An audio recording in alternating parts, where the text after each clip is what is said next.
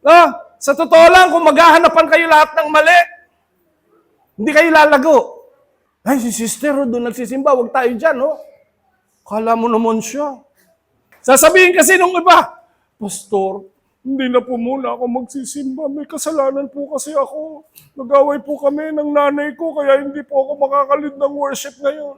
Tingin kayo sa akin. Bakit kaya kayo nagkaaway?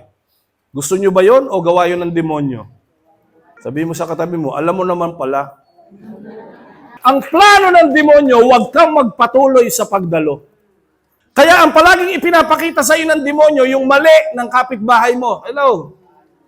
Kaya ang palaging ipinapakita sa iyo ng demonyo, yung mali ng leader ng simbahang ito. Hello? Kaya ang palaging pinapakita ng demonyo sa inyo, yung mga kapalpakan na nangyayari sa loob ng simbahan.